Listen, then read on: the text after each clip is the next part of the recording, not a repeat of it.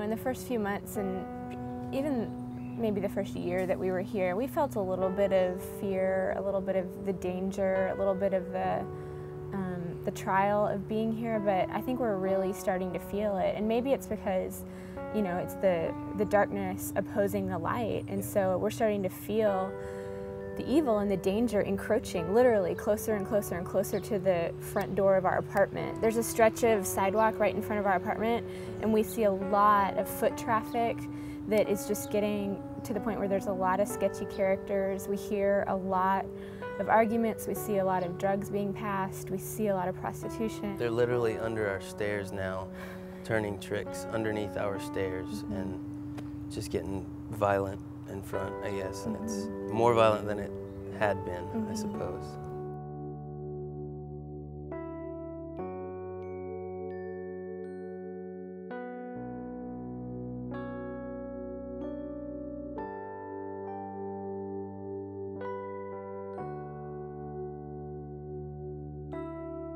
So for us to pray against those things and then for it to get worse has been really difficult. You know, we've literally prayed over that stoop, we've prayed for the things that go on there, and then we've seen it worsen.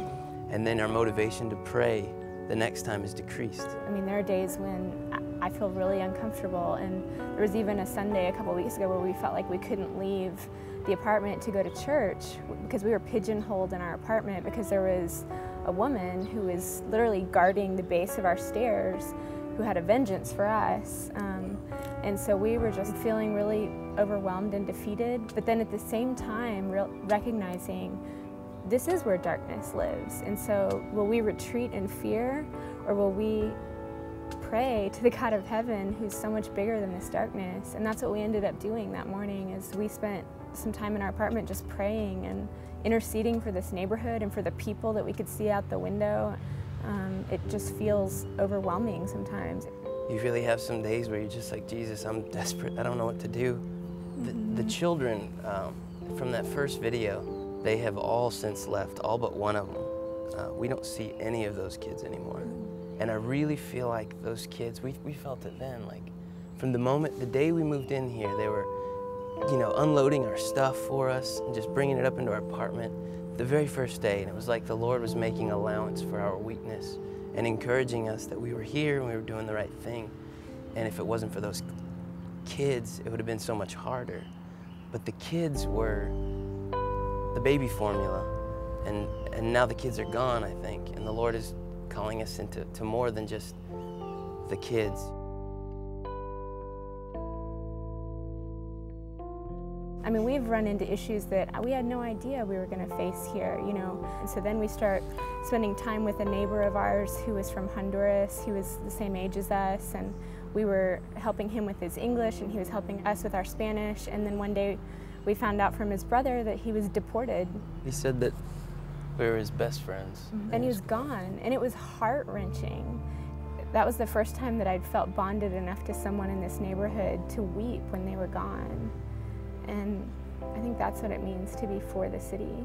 Now here we sit 2 years later of living here, and we have a lot of questions, and we feel pretty dry and feel like we're at the end of our rope.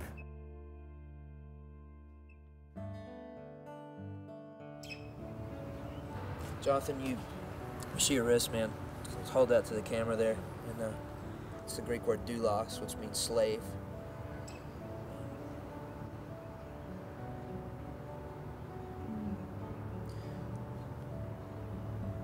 You as motivated to be that as you were a year ago? No.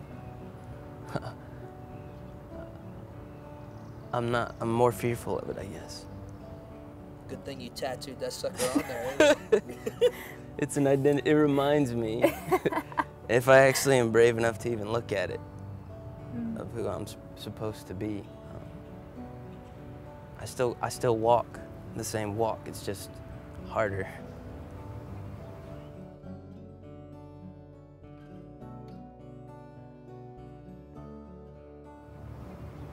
I think a lot of people would have just said, you know what? Let's move into a different neighborhood. I mean, we gave it a shot. God's used us. We saw some good. People have come to Christ. We gave it 2 years. Why not just move into a different part of town? I mean, what sustains you? Why are you still here? Jesus. The gospel brought us out here, and the gospel is the only thing that I think can sustain you in a place like this. It's the greatest encouragement that we have. When it gets hard or difficult, Jesus carries his cross while he's still alive. You know, it's difficult. And so while we're here, and when it gets difficult for us, he has to be the only thing that can sustain you. There's nothing more, because it quickly goes beyond ourselves and what we're able to handle.